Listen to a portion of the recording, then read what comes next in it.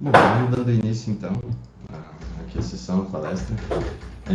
Eu sou o host da palestra hoje, eu me chamo Leonardo, sou mestrando do programa de pós-graduação de Física da UDESC, sou graduado em Física também pela UDESC, trabalho ali na área da Física da matéria condensada e como método de divulgação científica foi proposto a gente trazer convidados de fora da nossa universidade para fazer uma palestra aqui, trazer uma informação de qualidade e uma divulgação científica. Hoje eu trouxe então o Gustavo, ele que é graduado e mestrando e mestre, né, pela Universidade Federal de Santa Maria. Está fazendo doutorado dele agora na URGS, na área ali de econofísica, e vai apresentar para a gente, vai dar uma palestra para a gente sobre o seu último artigo, que seria a distribuição de riquezas em uma rede dinâmica complexa. Para só explicar um pouquinho como vai funcionar a sessão aqui, eu vou passar logo a palavra para ele, ele vai ter uns 15, 20 minutos ali para apresentar. Logo depois a gente vai abrir uma sessão de perguntas, aí eu vou pegando as perguntas do chat ali e ele vai respondendo para a gente. Então, sem mais delongas, vou passar a palavra para o Gustavo. Então, fique à vontade aí, Gustavo. Então, deixa eu só botar em modo apresentação aqui.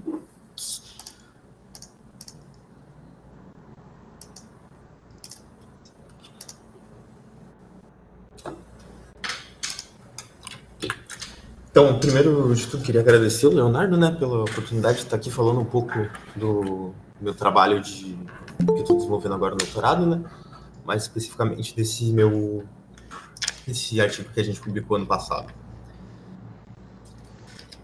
Então, essa apresentação fala sobre distribuição de riqueza em uma rede complexa e dinâmica, onde eu vou falar um pouco sobre uma área que talvez, assim, para mim, até o mestrado não era muito, eu não conhecia muito, nem sabia muito que existia, que é econofísica ou também sociofísica. É uma área relativamente recente. Então, o que eu vou falar nessa apresentação? Vou fazer primeiro uma pequena introdução aqui, falando sobre mim primeiro, né? Porque a ciência também é feita por pessoas, né? Depois vou falar o que é a desigualdade econômica, então, o que é esse fenômeno que eu vou estar abordando, qual a dimensão, por que é importante a gente estar falando disso dentro da física também. E aí vou falar um pouquinho do por que a gente quer estudar isso com física, né? Que parece um fenômeno puramente econômico, às vezes o pessoal tem essa ideia de que essas ciências são bastante separadas, né? Ou quando o pessoal pensa em econofísica, pensa numa econofísica mais lá dos anos 80, onde se estudava muito séries de mercado financeiro, e aí é muito análise de séries temporais, e eu vou estar falando um pouco mais sobre fenômenos que são emergentes na sociedade. Né? Aí, então, vou explicar um pouco do modelo, da metodologia. O que são os modelos de troca de riqueza, que são modelos baseados em agentes, que é o que eu estudo, né? Então, falar um pouco dos modelos que já existem na literatura. E aí, então, vou falar do que, de fato, a gente começou a adicionar agora no meu doutorado, que é esse algoritmo de redes complexas. Vou mostrar alguns resultados para vocês, tentar falar bem rapidinho, também não me demorar demais.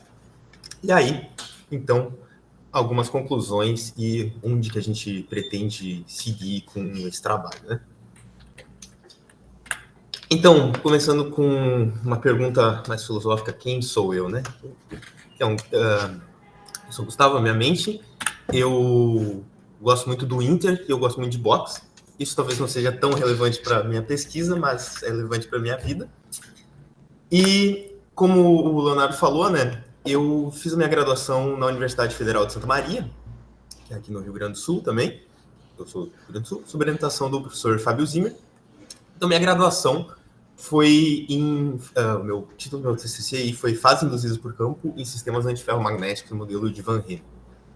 E fases induzidas aqui, leia-se vidros de spin. Né? Então, quem tem uma familiaridade já com matéria condensada, com física e estatística, né, vai ter mais ou menos uma noção aí. E meu mestrado foi em sistemas magnéticos com interações competitivas. Né? Então, eu trabalhava bastante com mecânica estatística, assim, mecânica estatística pura, bastante teórico, bastante com métodos numéricos, né? E eu estava, no final do mestrado, assim, olhando diferentes aplicações de mecânica estatística, encontrei um trabalho que eu achei muito interessante do meu atual orientador, Sebastião Gonçalves, que é quem eu trabalho hoje, que era sobre aplicações de modelos de mecânica estatística, justamente modelos de interações competitivas, para olhar para desigualdades sociais, olhar para riqueza. Eu achei algo assim muito fora do que eu fazia, né? Porque vídeos de spin e sistemas magnéticos são algo bastante teórico, bem longe da aplicação, e eu estava buscando algo mais aplicado a fenômenos ao meu dia a dia, e então resolvi vir para econofísica. Né? Nem sabia o que dava para fazer. E então entrei no doutorado em 2021, como vocês podem ver, tem um mestrado, eu acabei em 2020, teve um aninho aqui de defasagem, que foi pandemia ainda, e agora espero estar acabando esse ano o meu doutorado. Tá? Pra ser sincero, acabando daqui a 1 ou 2 meses. Então, no doutorado, comecei a trabalhar com o título do meu trabalho, por enquanto, está Concentração de Riqueza e Efeitos de Políticas Sociais e Modelos de Trocas Binárias, que é o que eu vou explicar aqui, em redes complexas dinâmicas. Né? Então, falando um pouco sobre o que é desigualdade, né? Desigualdade é justamente a gente pode ver com um desbalanço dos bens obtidos pelas diferentes pessoas dentro de uma sociedade, né? A gente pode estar falando de desigualdade de pessoas, desigualdade entre empresas, desigualdade entre países, né? Mas é sempre esse desbalanço dos bens, onde os bens, o que a gente chama de riqueza, a gente entende como a soma de todos os bens que a pessoa pode ter, né? Bens físicos como casa, carro, empresas, ações, bens que não são diretamente físicos, né? Como ações dentro de empresas, investimentos, e o dinheiro em papel ou em conta, né? Então, esse desbalanço gera essa distribuição desigual que a gente observa na sociedade, né? E é algo que a gente observa no nosso dia a dia, né? Muitas vezes a gente acaba normalizando essas visões de desigualdade. Em geral, elas são mais presentes em cidades grandes, né? Aqui uma foto que é comum aos livros de geografia do ensino médio de vocês, que é, né? A gente vê bairros muito ricos ao lado de bairros muito pobres, geralmente, né? Bastante comum no Brasil, né? Que acho que é da cidade a favela da Rocinha, na cidade do Rio de Janeiro. Então, quando a gente olha algo muito comum dentro da economia, né, dividir a sociedade em diferentes percentis da distribuição de riqueza. Então, se eu pego aqui em pontilhado está o 1% mais rico para esses 3 diferentes países aqui, França, Estados Unidos e a Grã-Bretanha, né? E em linha sólida, o 10% mais rico. Quando a gente olha para a evolução da riqueza desses diferentes percentis, a gente vê que para todos esses países estudados aqui, apesar dessas oscilações no tempo aqui do percentil, a riqueza dos percentis superiores aqui ela está subindo. Nos Estados Unidos ela era de mais ou menos 65% no 10% mais rico, em 1980, e hoje já passa de 70%. Né? Então isso pode parecer pouco quando a gente fala em porcentagem, mas quando a gente fala em números absolutos, a gente tem que lembrar que o total da riqueza dos Estados Unidos é alguns trilhões de dólares, então isso é muito dinheiro, na verdade. Né? E quando a gente olha no 1% nos Estados Unidos, a gente vê uma evolução ainda mais acentuada, né? Com um pouco mais de 20% aqui e passando a 35% só no 1% mais rico da população. Né? Então, olhando também para diferentes países, aqui a porcentagem total de riqueza para 3 diferentes percentis, a gente vê em vermelho aqui o 10% superior, em verde o que se denomina mais ou menos como a classe média da população, né, dos 10% aos 50% intermediários, e em azul a metade mais pobre da população. Então, o que a gente vê é que mesmo em países ditos tomados como países comunistas, como a China aqui, né, o 10% mais rico tem quase 65%, enquanto que a metade mais pobre tem uma parcela bastante baixa. O pior caso plotado aqui, infelizmente, é o nosso, é o do Brasil, onde a classe média tem aproximadamente 20%, a classe a classe alta, né, os 10% mais ricos, tem próximo de 80%, e a metade da mais pobre da população não tem virtualmente quase nada, né? Tem próximo de 0% da riqueza total. Esses dados aqui, eles são dos dois gráficos, eles são do World Inequality Database. Eu peguei para o ano de 2021, que acho que foi o último ano que teve assim, dados bem confiáveis e bem tratados. Esses dados, eles levam alguns anos, né, para ser tratados. Então, é um problema aparentemente bem sério, que ocorre em todos os países do mundo, né, que ocorre, ao menos em todos os países estudados, todos os países onde se tem dados disponíveis. E é um problema que vem se intensificando ao longo dos últimos 40, 50 anos, que são desde quando temos dados confiáveis, esse problema vem se intensificando, né? Mas aí por que estudar com a física, né? Ainda parece algo muito econômico, né?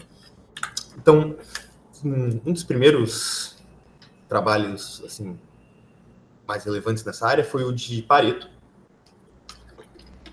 O de Pareto, Vilfredo Pareto, é um estatístico, na verdade, italiano. Ele lá no início de 1900, ele observou que as distribuições de riqueza, elas caíam com uma lei de potência. Então ele observou para diversos locais dentro da Europa, né? Principalmente da Itália, ele era italiano. E todos caíam com uma lei de potência, que é esse ômega na menos alfa, onde ômega aqui é a riqueza e alfa é o expoente de Pareto. Então, essa lei, ela aqui a gente pode ver esse decaimento linear aqui nas riquezas superiores, ela é observada em diversos países, aqui para os Estados Unidos, para o Reino Unido e para a Alemanha, e em anos diferentes também. Então, é algo que se mantém ao longo dos anos, né? Tem uma temporalidade aí.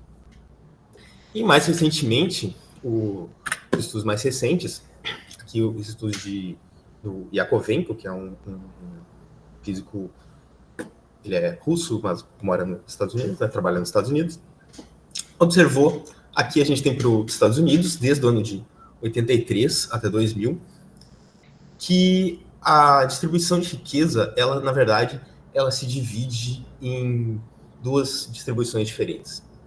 Uma que é a lei de Pareto aqui, que é essa lei, esse decaimento linear da riqueza com da porcentagem acumulada de riqueza da riqueza, né? Então, aqui seria tipo o número de pessoas que têm uma riqueza maior que ômega para um determinado valor de ômega, né?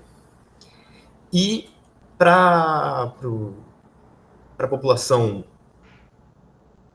de classe média a baixa, ele observou que, na verdade, essa distribuição, ela segue uma distribuição do tipo Boltzmann-Gibbs, né? Então, uma exponencial aqui com menos beta-ômega. E ele observou isso aqui, tá só para os Estados Unidos, mas para uma série de outros países, se não me engano, são 60 e alguma coisa países que tem essa observação para já uns 40, 30 anos, e observou então que existe uma universalidade nessa distribuição de riqueza e também existe uma temporalidade, né? Então, ela é, apesar do expoente da distribuição variar aqui, e varia de país para país, ele sempre cai mais ou menos no mesmo intervalo, né, entre 2 e 3, se eu não me engano. Mas para todos os países, independente de diferenças culturais, diferenças históricas, essa distribuição ela sempre segue uma distribuição de Boltzmann-Gibbs em riquezas mais baixas e uma distribuição de lei de Pareto a partir de mais ou menos dos 5% mais ricos da população. Então, por que isso é interessante, né? Você tem tantas sociedades tão diferentes como isso acontece também para a China, que é tomado como um país comunista, para o Vietnã, que aparece para o Brasil, aparece para os Estados Unidos, para o Reino Unido. Então, se existe toda essa universalidade, a gente presume que deve também existir algum mecanismo fundamental que leva a essa distribuição se dar dessa maneira, né? E aí que entra, então, a física, né? Aí que entra a econofísica, que a gente imagina, então, se existe um mecanismo fundamental, e a economia ela é formada não por pessoas isoladas, mas por pessoas que interagem entre si. Então, a interação com que essas pessoas têm umas com as outras é que faz surgir essa distribuição de riqueza dessa maneira. A forma com que as pessoas interagem é o que traz esse comportamento macroscópico. Né? E quem já tem alguma noção melhor de mecânica estatística sabe que isso é toda a ideia de fenômenos emergentes. Né? Então, a ideia é justamente essa, pegar modelos lá de mecânica estatística, de fenômenos emergentes, olhar essas interações dentro da economia, olhar como as pessoas interagem e ver se a gente consegue, então, chegar nesses comportamentos macroscópicos. Então, pensando nisso, um grupo de físicos há uns 20 anos atrás, até é estranho que esse modelo foi proposto por dois grupos diferentes, mais ou menos da mesma maneira, o grupo indiano, que é do professor Chakrabarty, e outro grupo americano, que é do Eugene Steinman, que quem é de sistemas complexos deve conhecer esses nomes, provavelmente. Mas, então, se propôs esse modelo, que é baseado em um modelo de um gás ideal, onde, então, a gente vai ter um grupo de N agentes, né? E esses agentes são caracterizados por dois números, um que é a riqueza do agente e outro que eu vou chamar de fator de risco. Então, eu tenho um grupo lá de N agentes e eu vou fazer eles interagir por uma determinada regra e vou ver como que essa regra traz os comportamentos macroscópicos, né? E aí, então, eu vou fazer uma simulação aqui, baseada num método de Monte Carlo. Então, a cada passo, eu vou selecionar dois agentes aleatoriamente para eles interagirem e esses agentes vão trocar riqueza entre si, né? Então, eu vou ter o meu agente I aqui com 3 moedas, por exemplo, e o agente J com 5 moedas, né? Então, contando. Aí, onde que entra, então, o trabalho do professor Chakrabarty aqui, que é de 2004, então vocês viram que tem mais ou menos uns 20 anos esses modelos, né? Aqui, o primeiro modelo desse foi o aqui do Brennan Hayes, né? Que é o Follow the Money, que até é um cientista da computação. Então, a cada passo aqui, os meus dois agentes, eles vão, de certa forma, vão apostar um determinado valor nessa transação. E esse valor vai ser a riqueza que ele possui naquele tempo, multiplicado pelo fator de aversão ao risco de cada um dos agentes. Então, esse fator de aversão ao risco, ele traz uma certa heterogeneidade aos agentes, assim. Nem todos os agentes são iguais, nem todos os agentes se comportam da mesma maneira. Para a gente colocar isso em um único parâmetro, que a gente quer um mínimo de parâmetros possíveis também, né? Porque senão o modelo não vai ter infinitos parâmetros. Eu coloco esse fator de aversão ao risco, que é próprio para cada um dos agentes. Então, o meu agente I aposta 2 moedas, o agente J aposta 3. E para definir, então, quem que vai levar o dinheiro e quanto que eles vão levar o dinheiro, eu vou utilizar uma regra chamada de regra da venda de garagem, ou Yard Sale Rule, onde cada um dos o agente que vencer essa transação, o que vai levar o dinheiro, ele vai levar o valor mínimo dessas duas apostas. Então, a ideia por trás desse tipo de transação é você imaginar que quando duas pessoas estão interagindo, por exemplo, entre duas empresas, quando você está fazendo a compra de uma ação, por exemplo, essa ação ela tem um valor real de mercado. E você pode estar pagando acima desse valor ou abaixo desse valor. Se você está pagando abaixo desse valor, se você está pagando R$8 por uma ação que na verdade valeria 10, você está ganhando R$2. Porque você pagou os R$8, ganhou algo que valia 10, você lucrou 2. E a pessoa que te vendeu, ela perdeu 2. Então a ideia é mais ou menos essa, simplificar as trocas dentro da economia dessa maneira, né? E para definir quem que vai ser o vencedor, então, a gente vai vai utilizar esse trabalho do Scafetta aqui, que diz que a probabilidade de um agente ganhar a transação é 1/2. Então, 1/2 seria equiprovável para os dois, cada um pode ter a mesma chance de ganhar, mais um fator de proteção social aqui, que de novo, é um parâmetro que tenta sintetizar, na verdade, várias coisas que acontecem na economia, né? A economia sistema muito complexo, com muitas coisas ocorrendo ao mesmo tempo. É difícil você colocar em apenas poucos parâmetros toda a complexidade da economia, né? Mas esse fator de proteção social, ele tenta trazer algumas coisas como proteção, que protejam agentes mais pobres na economia, que mantenham essa economia se movimentando. Então, como investimentos em infraestrutura, investimentos em educação, investimentos em saúde, né, mais gastos públicos que gerem um benefício social a pessoas mais pobres. E esse fator de proteção social, ele vai ser tanto mais influente quanto maior for a distância entre os dois agentes nessa transação, né? Daqui a distância de ômega i menos ômega j. Então esse parâmetro ele vai de zero, né? Que é uma economia sem favorecimento a ninguém, uma economia perfeitamente liberal, até 0,5. Então vamos supor aqui que nessa transação o agente I ganhou as duas, ganhou a riqueza apostada, né? Ele ganha o valor mínimo entre as duas apostas, que nesse caso é 2 moedas, e o agente J perde essas 2 moedas, então ele que tinha 5 no início perdeu 2, fica com 3, o agente I que tinha 3 no início ganhou 2, fica com 5, e fica feliz, e o agente J fica com raiva, né?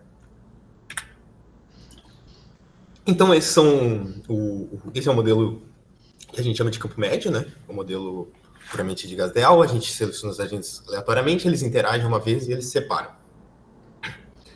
Então, o que eu propus aqui no meu doutorado? Né?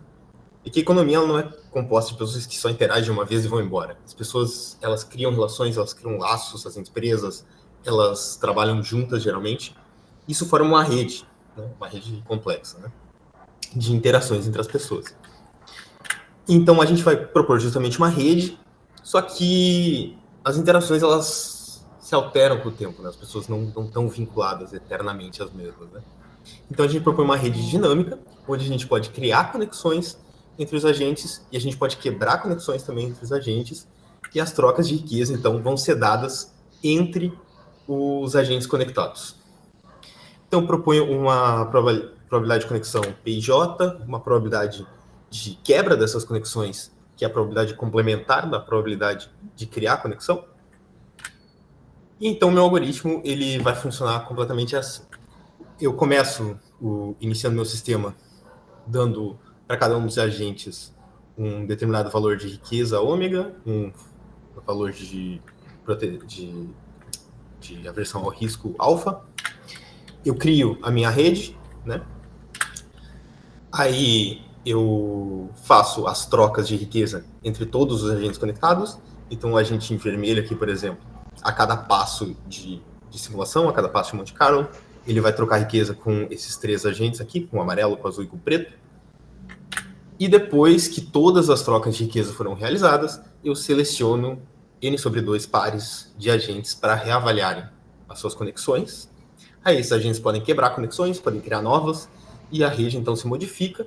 E aí eu vou, depois que eu fiz essa nova rede, eu conto isso como um passo de tempo, um Monte Carlo Step, e eu volto a fazer todas as trocas de riqueza dentro dessa nova rede, né?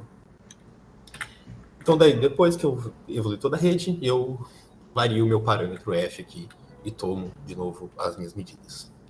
Então, qual que vai ser a probabilidade de conexão que eu estudei primeiro, né, que foi a desse trabalho, então no SK, é olhar a probabilidade de conexão como uma função da riqueza dos agentes. Então, a probabilidade de um agente I e J trocarem riqueza é a soma das suas riquezas, dividida aqui por um fator de normalização, que é a soma da riqueza de todos os agentes que têm alguma conexão, né? Que tem K maior que 1, tem um grau maior que 1.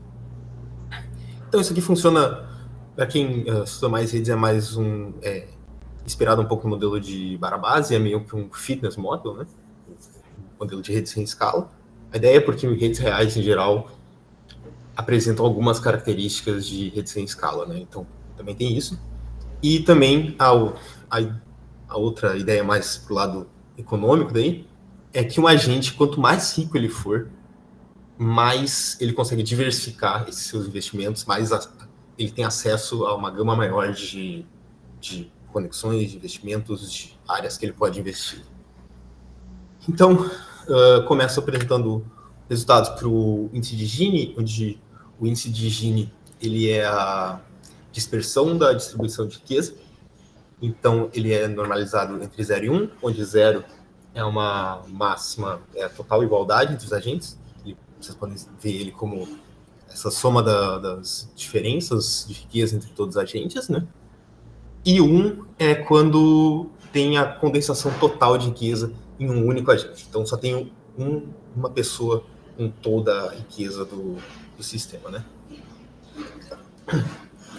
Então, vou comparando os resultados para a rede dinâmica aqui na linha sólida e o campo médio na linha pontilhada. E o que a gente vê é que quando eu não tenho nenhum favorecimento nas trocas, quando as trocas são completamente sem viés nenhum, né, eu tenho total condensação de riqueza nos dois modelos. Né?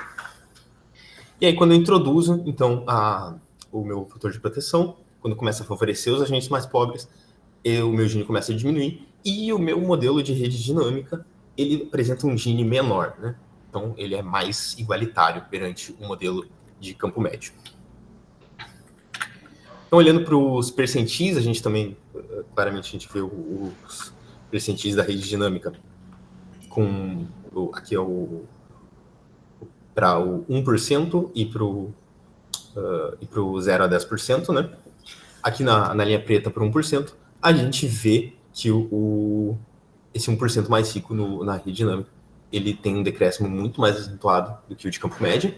E também, se a gente for comparar com aqueles dados reais, se a gente olhar, por exemplo, para o 10%, onde o 10% tem 80% aqui da riqueza total, a gente vê que para o modelo de campo médio, isso ocorreria para um fator de proteção social muito mais baixo, né, muito mais alto perante aquele de rede dinâmica, né? Isso que o modelo com a rede, ele dá uma sociedade mais igualitária em comparação ao de campo médio. Então, se a gente fosse presumir qual valor de F ocorre realmente na sociedade a partir desse modelo, o modelo de rede dinâmica daria um valor mais baixo de F, né? Uma produção menor. A gente vê também para o 50%, para a classe média, aqui para o 10 a 50 e para os 50% mais pobre, que a gente vê é que é uma falência dessa classe mais baixa, né, que tem nada de riqueza, até valores muito altos do parâmetro de proteção social. Enquanto para a classe média, o modelo de rede dinâmica ele estagna mais ou menos aqui em 50%. A partir de F igual a 0,2. Então, olhando para a distribuição de riqueza, essa distribuição não é a distribuição acumulada. O que a gente vê aqui no painel da esquerda é o modelo de rede dinâmica e na direita o modelo de campo médio.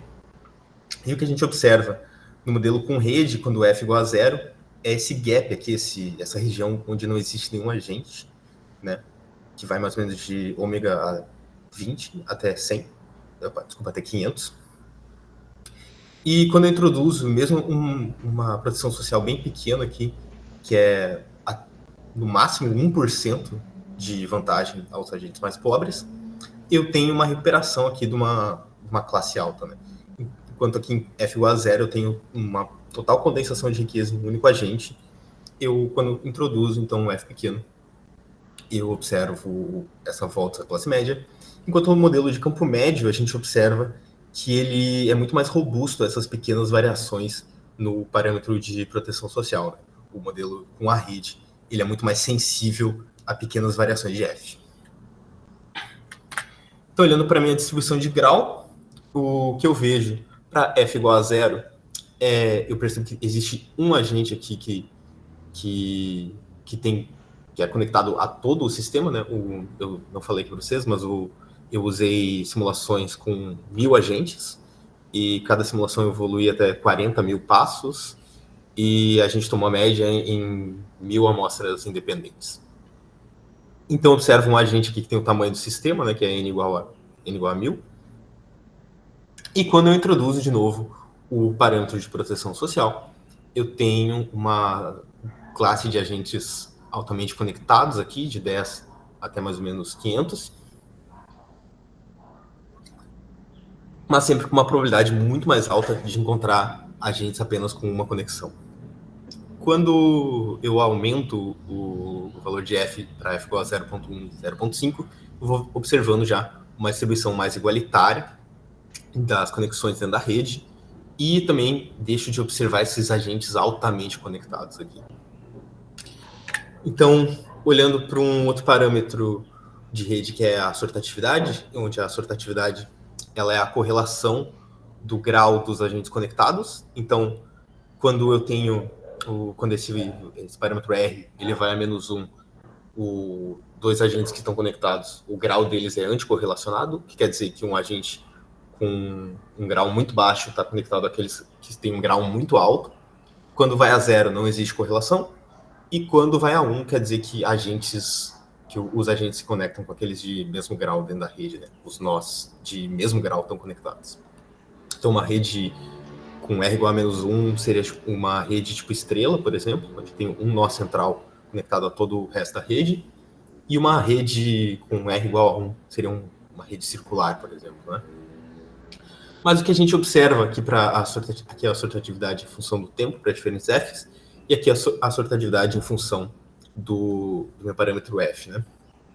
Então, o que a gente vê é que à medida que F vai a 0, a minha sortatividade tende a -1, então minha rede tende a uma condensação total das conexões em um único agente, tende a uma rede tipo estrela. Uma pequena introdução mesmo para valores muito baixos de F aqui, essa sortatividade ela diminui em módulo, né? Ela tende a ser mais não assortativa. E então quebra essa rede tipo estrela e eu vou tendo uma rede mais com formato daquelas redes sem escala. E aí, quando eu tenho valores altos de F, então a minha rede tende a ser não assortativa, né? Não existe correlação de grau entre os agentes conectados. O que também explica o que vocês podem ver aqui, como em valores altos de F, as distribuições de riqueza do modelo de campo médio e de rede dinâmica, elas começam a se assimilar, começam a ficar mais parecidas. Né? E aí a gente olha, no final aqui, para a média de riqueza dos agentes com um determinado grau. Né? Então, qual a riqueza dos agentes que tem um determinado grau K, qual a riqueza média, né? A gente vê que para F baixo, aqui para 0 e 0.01, essa riqueza cresce muito com o grau dos agentes. Então, aqueles agentes que concentram mais conexões na rede são também os agentes mais ricos. Então, existe uma correlação entre a riqueza de um agente e o seu grau. Existe os agentes que conseguem ter uma maior influência topológica, eles conseguem obter mais ganhos, então eles conseguem fazer mais transações e ganhar mais dentro dessas transações, enquanto que os agentes mais pobres vão ficando mais periféricos ao sistema, né? Vão ficando mais nas bordas. Isso já era um pouco esperado a partir dessa proposta, né? Visto que um agente mais rico ele tem uma chance maior de fazer conexões aqui. Mas à medida que eu vou aumentando o meu parâmetro de proteção social, essa dependência da riqueza com grau, ela vai diminuindo, ela vai sumindo. Daqui em F igual a 0.5 aqui, a gente vê que quase é praticamente independente a riqueza do grau do agente. Né? O que também, de novo, ajuda a explicar o porquê que quando eu tenho um valor alto de F, o meu modelo com rede e o meu modelo de campo médio, eles se assemelham, visto que nesse ponto a riqueza já não depende do grau. Então, aqui está uns snapshots da rede, que sempre é bonitinho mostrar a rede. Quando eu tenho F igual a 0, a gente vê essa rede tipo estrela aqui, né, onde esse nó central aqui tem toda a riqueza do sistema. Quando eu introduzo esse 1% de chance a mais nos agentes, começo a ter o aparecimento desses hubs aqui na rede, altamente conectados, que nem esse nó aqui, esse daqui, a gente vê esse aqui com um grau alto também. E eu vejo uma gama muito maior, né, de agentes periféricos ao sistema, aqui, né? Os agentes que têm apenas uma conexão e são dependentes desses nós centrais.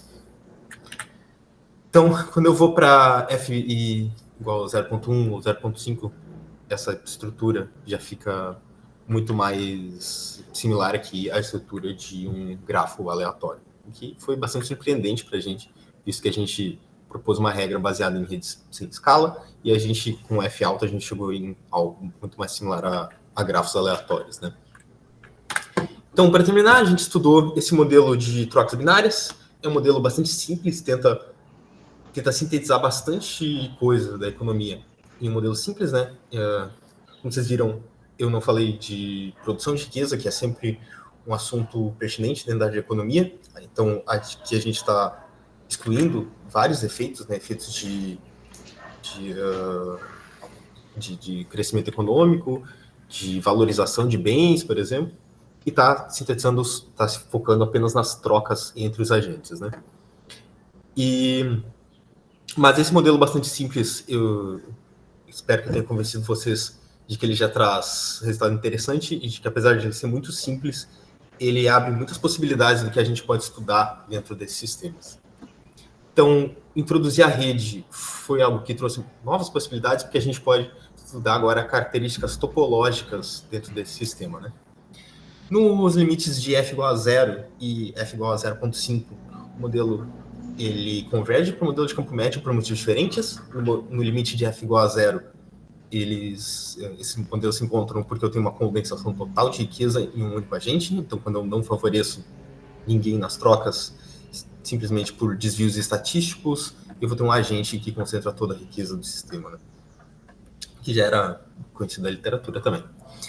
Mas aí, então, quando eu tenho uma proteção social bem pequena, foi, acho que o ponto mais interessante do trabalho, que foi onde a gente observou, então, essa transferência de riqueza, onde antes estava naquele único agente, no 1% mais rico, aos 10%, formando, então, uma gama maior de agentes com um grau bastante elevado.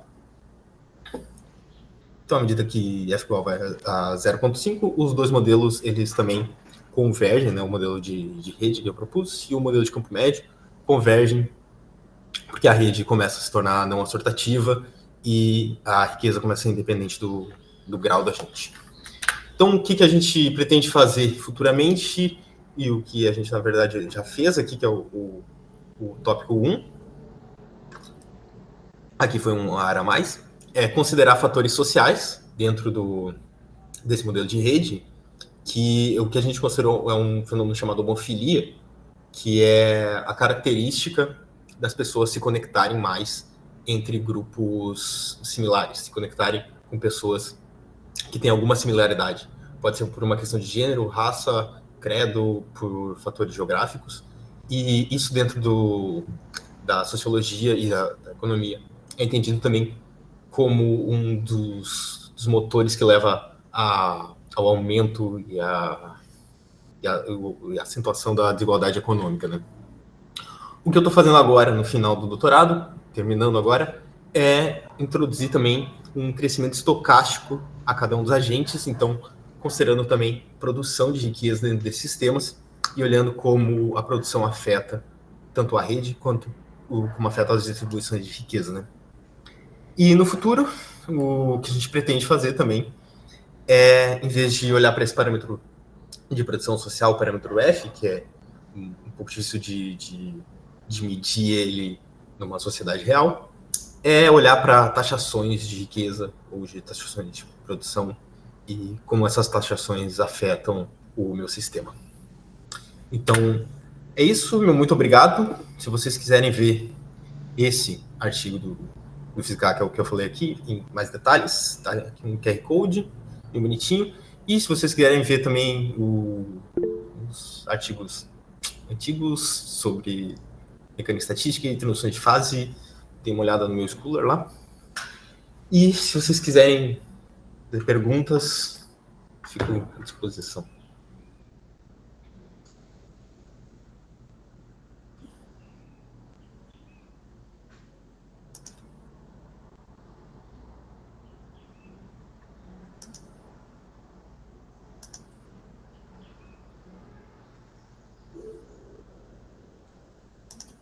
Boa tarde.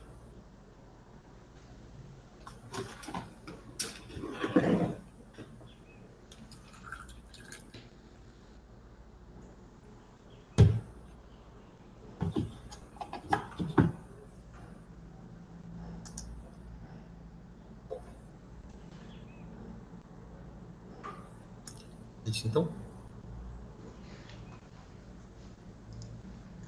Se alguém tiver alguma pergunta, ele pode levantar a mão, abrir o microfone ou escrever alguma coisa no chat. Se quiser escrever no chat também. Uma mãozinha levantada ali. Pode ir. Oi, boa tarde. Vou usar o áudio, fica mais fácil. Uhum. Gustavo, é o seguinte, ali no começo você mostrou aquelas distribuições de Boltzmann Gibbs e do Pareto. Pareto. Você chegou a ver algum resultado com relação à distribuição de Salles para essas distribuições ali de riqueza e porcentagem acumulada? Não. Para que estatística de Salles? Sim. Entendo.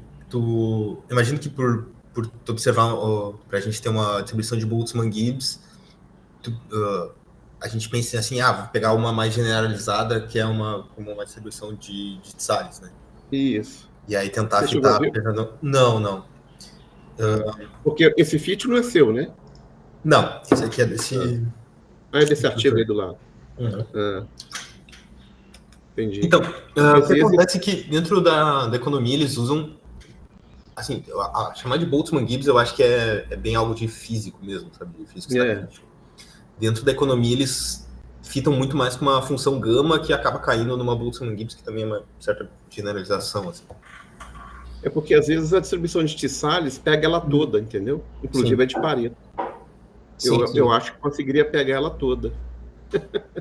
Não, de repente é um caminho também, né? Mas não cheguei a ver.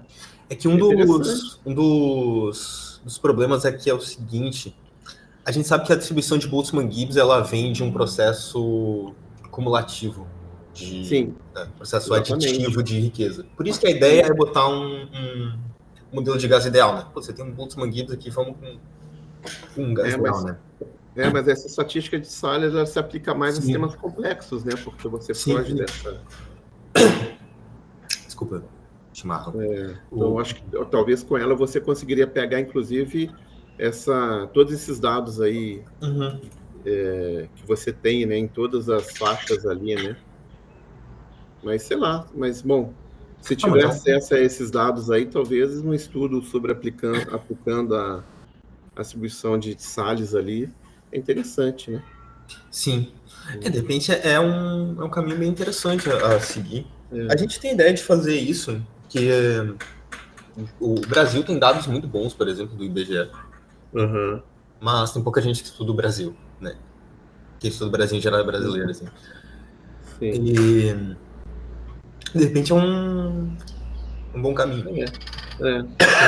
Bom, outra pergunta que eu tenho, qual que é a correlação daquele fator F de Gini, né? Com aquela distribuição que você colocou ali? Eu não entendi direito. Código. Essa aí, anterior. Essa aí. Com esse gráfico da esquerda de barras ali, qual que é a conexão do F ali? Existe? Eu consigo enxergar isso ali? Ou não? Aqui é para dados reais, né? Isso. Né? Dados do WD. Isso. E esse aqui é o saído do modelo. Isso, mas assim, esse F aí, com os dados reais, eu consigo enxergar assim? Ou eu não entendi direito o que seria o F, que eu tô tentando ver se eu consigo enxergar esse F, né? Esse fator aí com os gráficos, os dados reais, assim. Sim. Tem? Assim, para dizer que tem uma relação direta, eu não me arrisco a dizer que tem. Porque eu teria que reproduzir completamente a distribuição. A gente não reproduziu completamente a distribuição. Esse é o problema dos modelos, por enquanto, é que a gente consegue reproduzir parte da distribuição. Modelos que reproduzem bem uma parte não reproduzem bem a outra parte. Então, os modelos que reproduzem bem Boltzmann Gibbs não reproduzem muito bem a parte de Pareto, e os que reproduzem Pareto não reproduzem muito bem Boltzmann Gibbs, né? Porque o negócio que Pareto, ela vem de um processo multiplicativo de adição de riqueza. E aí a ideia, eu te dizer assim, o F, ele está tentando sintetizar muita coisa em um parâmetro só. Já em outros congressos eu sempre recebi esse questionamento e essa crítica de, esse parâmetro, ele talvez seja meio irreal, ele talvez não produza bem, mas a ideia dele é ter um parâmetro que a gente pode explorar que saia dessa condensação. Quando eu vou olhar para a taxação de riqueza, que é o que a gente pretende olhar futuramente, eu começo a adicionar outro parâmetro, né? Eu começo a adicionar 2 parâmetros aí dentro do modelo. Então, o F, eu estou tentando colocar um parâmetro simples que pegue investimento em educação, que pegue impostos, que pegue programas sociais também. E aí, a ideia aqui foi que, se eu tenho um modelo de campo médio, e no meu modelo de campo médio, por exemplo, pegar de novo vamos dizer que pegar o Brasil, que tem 80% de concentração no 10% superior. Então, no meu modelo de campo médio, eu observo esses 80% quando eu tenho um F 0. alguma coisa, né? 0,12 mais ou menos. 10% é a linha sólida aqui, né? Então, quando eu estou próximo de 0,1. Quando eu vou para o modelo de rede dinâmica, por exemplo, aqui eu estou no rede dinâmica. O campo médio é o tracejado. Desculpa, é o tracejado. Vai ter um pouco maior que 0,1 aqui, 0,12, 13. No meu modelo de rede dinâmica, se eu fosse pressupor qual que é o nível de investimento público que a gente está tendo, é muito menor. Meio que essa é a ideia, tipo, você imagina, tipo, eu observo esse tanto de concentração, quanto que está sendo de fato investido, quanto que está chegando nas pessoas mais pobres. Entendi. E aí, no modelo a ideia de que, se a gente considerar um modelo de rede dinâmica, então a gente tem que considerar que a gente deveria estar fazendo investimentos maiores, né? Entendi. O que acontece, na verdade, com a rede é que ela diminui um pouco a desigualdade porque ela evita ganhos muito rápidos. Ela funciona como uma restrição aos agentes. Assim. Ela impede que num passo só a pessoa ganhe uma quantidade muito maior porque ela está restringida àquelas conexões que ela tem. Né? Entendi. Só que ela também impede que essa riqueza chegue também nos agentes mais pobres. Então ela funciona meio como esse mecanismo de essa dualidade entre estar favorecendo porque evita que alguns agentes ganhem muito rapidamente, mas ela também evita que os agentes mais pobres consigam se recuperar mais no processo. E naqueles gráficos, ali quando você faz a simulação, você está considerando então aquele tipo de ganho, né, que você traduziu ali como como é que fala? De garagem, né? Yard Sale Rule, né? Isso. Mas toda a sua simulação foi baseado nessa dinâmica aí, nessa regra. Isso, nessa regra aqui. Essa regra de Yard Sale. Mas no mundo capitalista não é essa regra, né? No real, né? Então, existem diversas regras propostas dentro da econofísica. Essa é uma delas, que a que melhor reproduz a primeira parte. Essa regra a gente consegue demonstrar ela a partir de funções de utilidade. Tá. Né? Então, na verdade, você fez assim, você escolheu a regra e uma das consequências, né, dos resultados do seu trabalho é que essa regra ajusta bem. Ela ajusta bem a parte de Boltzmann-Gibbs. Assim. E também ela, dentro das regras que existem dentro da literatura de econofísica, ela é a que tem que eu consigo provar para uma teoria econômica mais evidenciada, que é a teoria... Assim, também existem várias aproximações dentro da teoria econômica, mas a partir de utilitarismo se consegue construir com funções de utilidade você olhar a interação entre os agentes, você recai na regra de yard sale. Entendi. Então ela tem um background teórico da economia, enquanto a maioria das outras regras de troca dentro da econofísica, elas não têm esse background econômico. Entendi. Beleza, então. Obrigado. Parabéns aí pelo trabalho. Obrigado.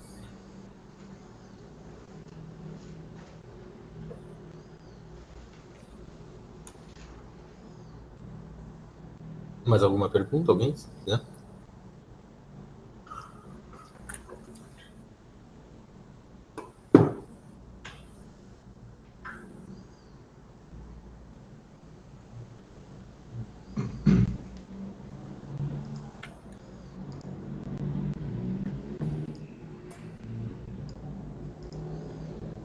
Se alguém tiver alguma pergunta, pode levantar a mão ali, senão acho que a gente pode encerrar a sessão. Então, quero agradecer aqui a presença do Gustavo. Muito obrigado por tirar um tempinho aí para apresentar o seu trabalho, que deve ter dado muito trabalho. E eu sei que também não é fácil, né, tirar um pouco do seu tempo, que está bem corrido aí no final do doutorado. Então, agradeço grandemente aí pela sua participação. E a todos os presentes também, deixo aqui meu agradecimento a vocês. E muito obrigado. Obrigado pelo convite, obrigado a todo mundo que assistiu.